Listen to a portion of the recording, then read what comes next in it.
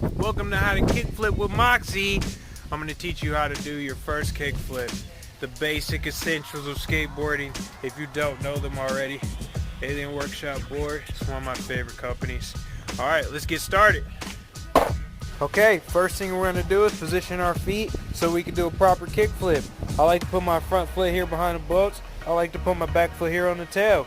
If you put your back foot more on the edge of the tail, you're likely to get a little bit more pop. You can have a lot more control by being close to the bolts.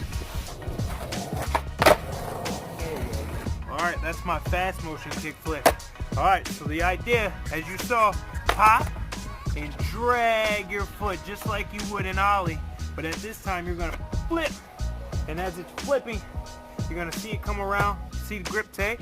You're going to land on it right there. Stick it bolts.